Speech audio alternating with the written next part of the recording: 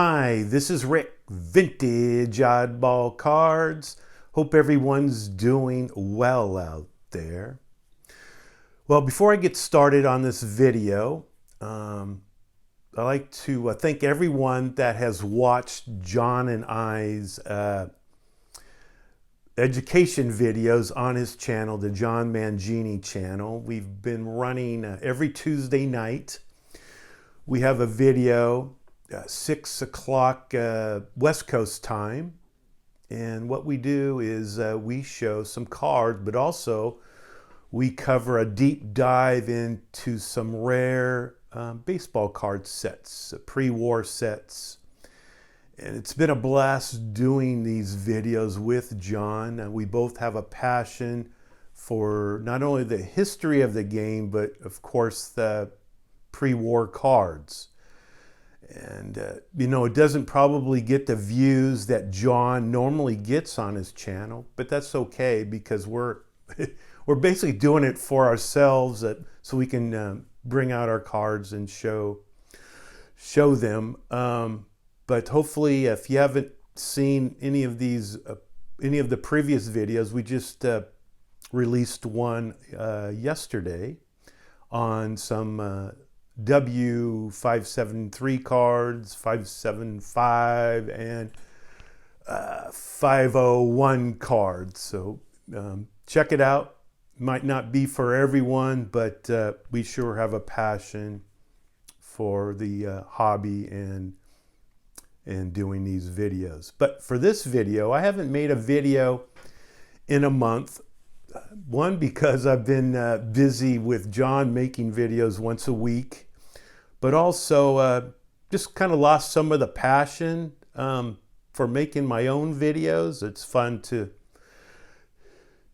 work with someone else and kind of go back and forth on the video with someone like John. But today I meant to make this video about a month ago.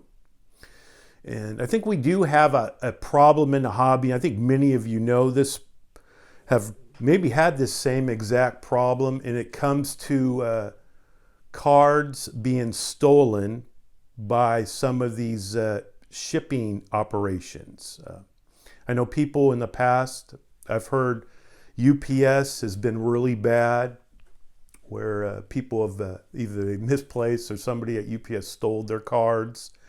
The United States Postal Service, and my recent purchase or recent win on REA auction, summer auction, I won 3 different items, 2 rare cards and a postcard. And I love REA. They have zero to do with this. I actually got my money back. There was no issue with them whatsoever, but my issue is with FedEx. REA was great. I purchased many cards from them. They basically ship it the next day, even before receiving my payment. I guess I'm a good client of theirs. But so they shipped it out. It was supposed to go, I live in the Bay Area, they're in the East Coast, and it got, basically my items got stuck in Sacramento, California, which is about 2 hours away from where I live. And you get a tracking, so you kind of track it, and after 2 days, I called FedEx and said, hey, what's going on here? Normally, it moves on. I was supposed to get it like basically 2 days after REA shipped the items.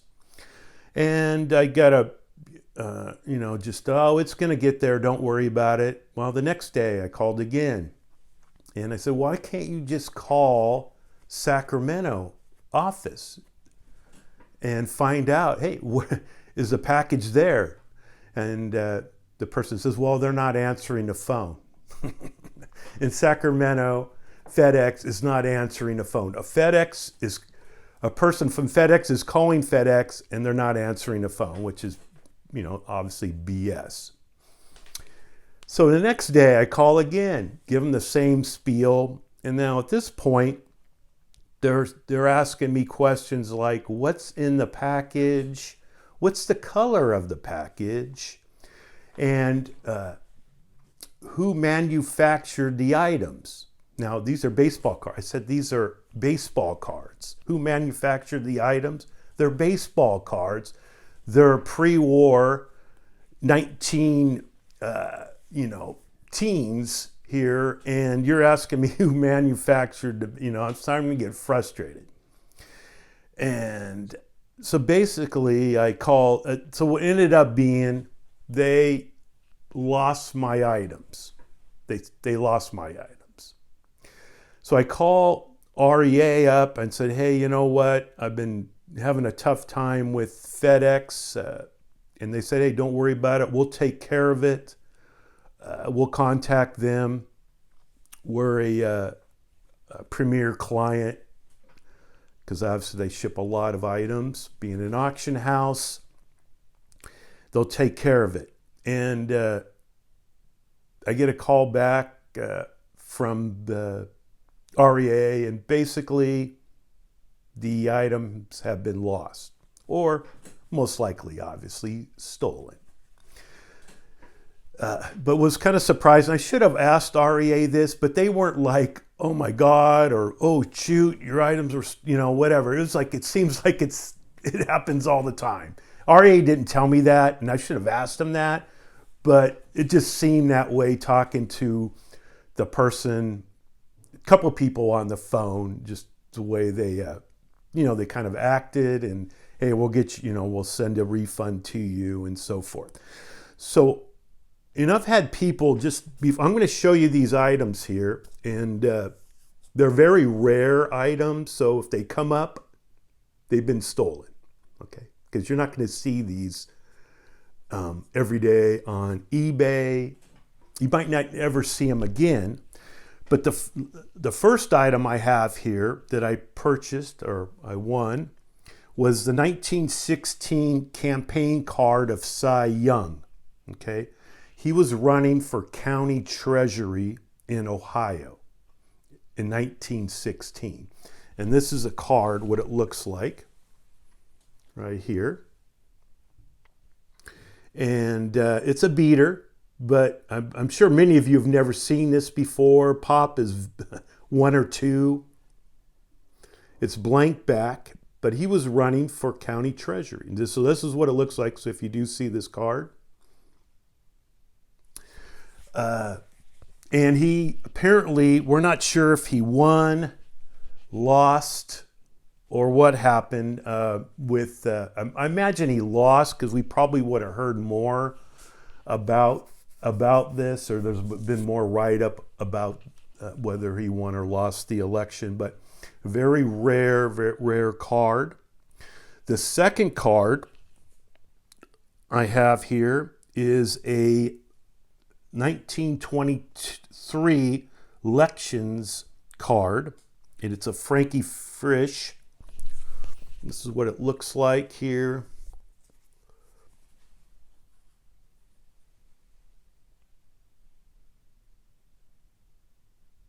And these cards basically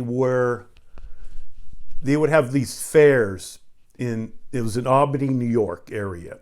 And they would have these fairs, county fairs or whatever, state fairs. And these politicians would have a podium and they would give speeches.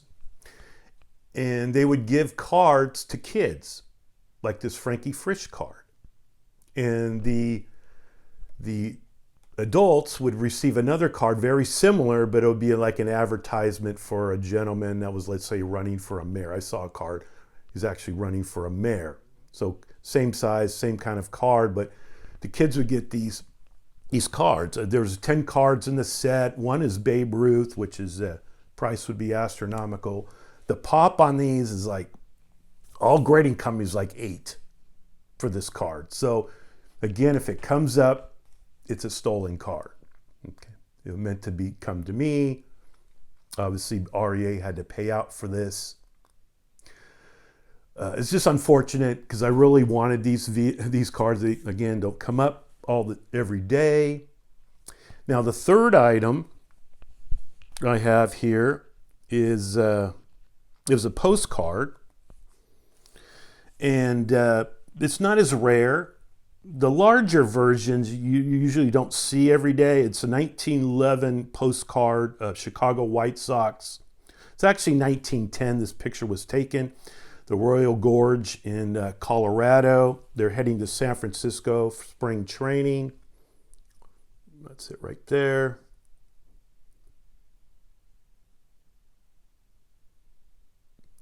So those three items are missing and obviously were stolen. I think I've talked to other people since my items were stolen, and a lot of people have the same issue. I find out. And I've had people talk to me, tell me that, and I've actually thought the same thing when I'm sending cards out to an auction house. I'm putting these insurance, because you need to put insurance on them, but you put insurance, these obviously, the post office, these UPS, FedEx, there's a way to track, they know where these cards are going or coming from. Okay, so all it takes is one person to grab the box. And I don't know what kind of safety measures these companies have, but I think there's a problem when it comes to things like this. And I've actually had a person, I'm not going to definitely mention his name, but he was worried. These we're talking multi-thousand, $40,000, $50,000 cards he's sending, and he didn't put insurance on these cards because he was afraid that, or if he did, it was very limited insurance because he was afraid that these cards would not get to where they were going.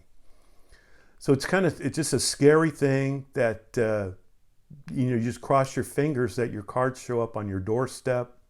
I know people have had issues where the companies say they did drop them off, but they did, the person supposed to receive it didn't sign for anything. I'm sure it happens a lot more than we think. So it's kind of a scary thing to, and I've sent cards to like Probstein, and people know the P.O. box, or people know, they're working in these warehouses where these cards are going. So I'm not sure what the solution is, but I just thought I would, show these three items, two of them being very rare. And if you see them, and I'm sure, I'm on eBay, I'm on auction houses all the time, but I'm not in a lot of East Coast. These were stolen in Sacramento, California, but I don't go to a lot of shows. So if they do appear somewhere, they've been stolen. Hey, thanks for watching. This is Rick, Vintage Oddball Cards. Bye.